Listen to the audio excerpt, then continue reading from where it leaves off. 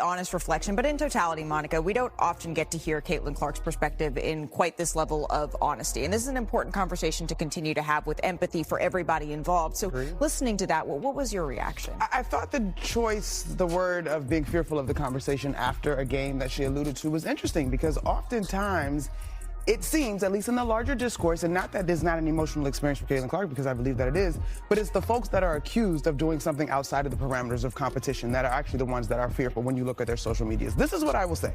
Caitlin Clark is 24. She is a shining star in the galaxy of the WNBA. But I do think as she continues to matriculate through this league, there's room for a little bit more accountability and self-awareness in terms of her role in the larger sisterhood, if she sees it that way, in the WNBA. But Malika, I agree with her 100%. It is certainly exhausting for all of us who really want to celebrate where this league is and the beautiful basketball that is being played. This larger discourse that can be very disappointing. Yeah, and I think that we all have a responsibility in seeing where we fit in that discourse, and what we are working to do on this show is focus in right there on the game that we all love so very much, and that's what we're going to do. McNutt, Monica. On Saturday night, Caitlin Clark was right in front of you. You chastised her on Sunday. It's pitiful that not even a day has passed. On Saturday night, Monica McNutt stood a short distance from Caitlin Clark at Chicago's All-Star Weekend. She was carrying a microphone. She may get in. She was given every chance in the world to speak to Clark face-to-face in the same building on the same evening, saying anything she wished. Rather, she held off until Sunday, when she appeared on ESPN's Women's Sports Sunday and informed the nation that Clark a little more responsibility and self-awareness regarding her part in the league's greater sisterhood. I thought the choice, the word of being fearful of the conversation after a game that she alluded to was interesting, because oftentimes it seems, at least in the larger discourse, and not that there's not an emotional experience for Caitlin Clark, because I believe that it is, but it's the folks that are accused of doing something outside of the parameters of competition that are actually the ones that are fearful when you look at their social medias. This is what I will say.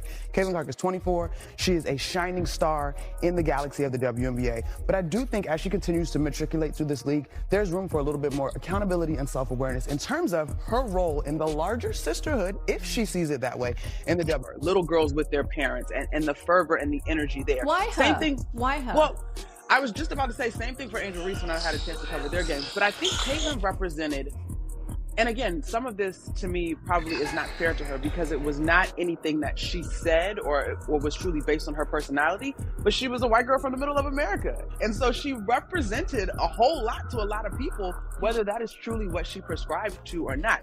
We can all say she is a dynamic basketball player and a force both on the court and the market. Media and journalism have a responsibility to tell the stories, and a lot of times, like, you guys are the ones controlling the narratives about what people read and what people talk about, and a lot of that is sometimes so far out of touch with what is reality, and that can be confusing to somebody that's 24 and trying to navigate life and trying to help her team win a championship. To be like, I think there's just like a false characterization of who I am sometimes, like.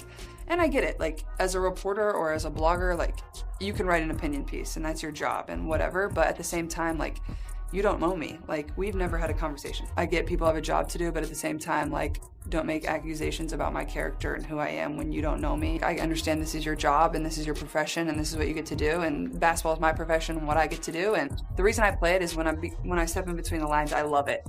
And that's what's so fun about it for me, is like, I get to compete. This was always my dream, and nobody should ever try to take that away from me. Like, the love and the joy that I have for the game, and they haven't and they won't, because it's my goal to win championships, and I know that I can help. The timing was quickly noticed by fans, and to be honest, neither did we, since this isn't only about what matters is not what McNutt said, but rather when and where she said it. There is a distinction between constructive, immediate criticism and a postponed call-out that was broadcast on national television after the event's photographers had already packed up and left for home.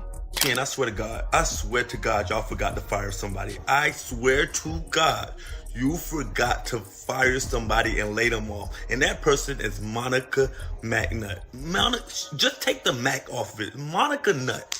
Because this lady, at every chance she gets, she wants to bring back the narrative of Caitlin Clark being, and defame her character. And all of a sudden, she doesn't have self-awareness, and she needs to take accountability for what's going on in the league. I could have swore the other day that you just said that Caitlin Clark was not the face of the league, and it was Angel Wilson. So why Angel Wilson doesn't step up and take accountability and redirect what's going on in this league? Why it has to be on Caitlin Clark? Nobody cares. She's not the face of the league.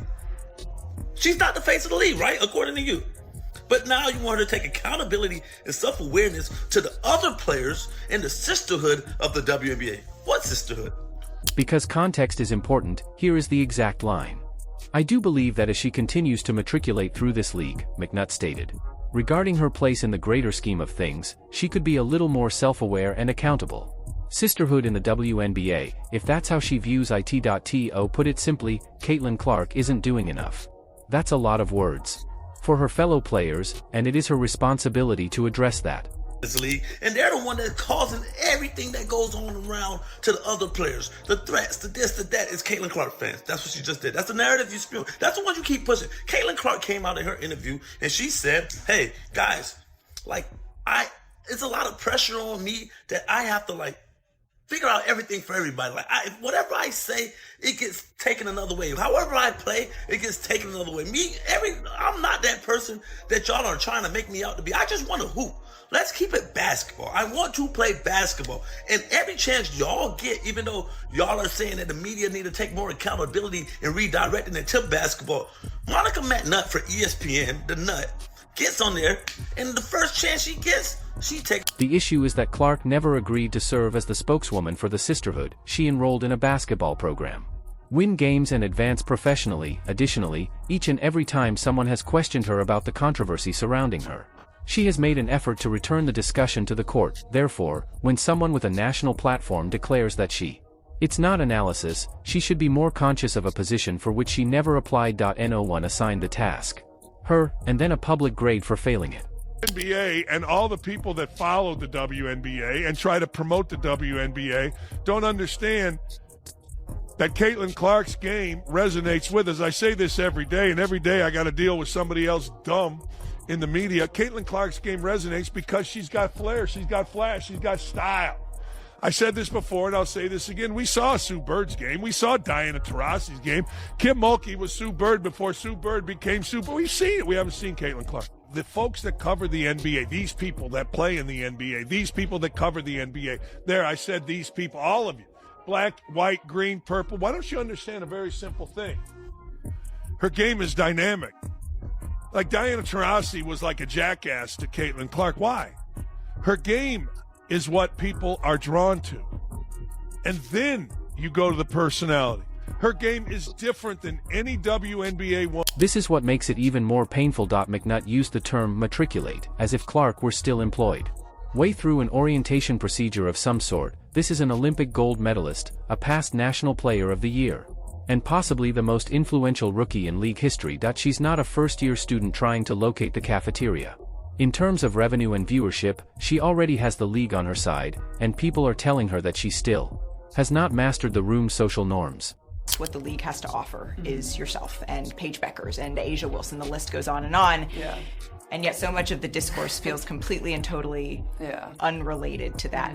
Do you feel that? Yeah, absolutely. And I think a lot of it is it's not always based in reality. I feel like media and journalism have a responsibility to tell the stories, and a lot of times you guys are the ones controlling the narratives about what people read and what people talk about, and a lot of that is sometimes so far out of touch with what is reality, and that can be confusing to somebody that's 24 and trying to navigate life and trying to help her team win a championship. Clark had already openly addressed the media frenzy surrounding her just 2 days prior to McNutt's segment airing. And her response revealed all about her true head position. She told ESPN that it can be draining to be covered, adding that a lot of it is not usually grounded in fact, and the media has an obligation to present things truthfully instead of manipulative stories that deviate greatly from reality. That's a 24-year-old attempting to explain in a composed and non-aggressive manner. That she's not the evil that the public continues to portray her as. All she wants to do is play basketball and contribute to her team's title. That's all. That's the entire. I said, my player, she was one of the few players that was actually trying to, not rob the consumers of their hard-earned money that they paid to come watch them. And she was actually trying to put on a show. She was one of the few, because there was a couple others, that was really trying to put on a show. And, people like that, you should give And she has been doing just that on the court. In one of the games, Clark helped Team Spoon defeat Team Coop 129-122. The league's most entertaining all-star games in years, and by all accounts, basketball dominated that weekend. First, she wasn't discussing locker room politics at news conferences, she wasn't running for any. The cause of sisterhood, she was hooping in the same manner that had shaped her entire life since college. Fan base initially, she pulls up from 30 feet and makes it look effortless, which is why they fell in love. Thus, when the narrative switches once more from what she performs with a basketball to what she allegedly owes other. In terms of people's emotions, it also seems like a bait and switch for the supporters. They watch the game, they continue to receive soaps opera as an alternative. You guys can't see this hatred for Caitlyn. I don't understand. Please explain it to me. Monica McNutt and her conversation, it's like whenever the lines start to get closer and closer, boom, people want to break them apart. Caitlyn, I thought, had a great interview, and it was actually quite brave of her to say, I'm sometimes scared after a game because I don't know what you guys are going to ask me. Yeah, you don't, she doesn't know. Somebody else gets off the court, AB, anybody, they get asked about the game. Caitlyn, anything can go. And did you hear that guy up there yelling for you? Did you hear this about, see that t-shirt? What do you think about that? I thought it was very brave of her to say that. And then you have... The portion that's really upsetting people is this one. McNutt attended All-Star Weekend in person. As an ESPN analyst covering the event live, she was in the building conducting interviews. She had an easy way to talk to Clark about accountability if she truly thought he needed it. In person, athlete to reporter, face-to-face, much as reporters have drawn athletes aside for unguarded times. Many times previously in different sports. She didn't do that. It's not always wrong to voice criticism. No one expects every analysis to be positive, and analysts are compensated for their opinions, however, deciding to say it live. It reads more like a move than candid criticism after being given the chance to express it in person. Intended to create a headline and increase interaction based on Clark's name, which is the single most dependable source of traffic in women's basketball at the moment. Additionally, there's a slight the power disparity here makes me uneasy. There is no live reply part for Clark. She is not allowed to enter Women's Sports Sunday the following morning and address each point in detail. She doesn't have a microphone, the broadcast does. And it's precisely this asymmetry that makes doing it this way rather than in person so unpopular with spectators.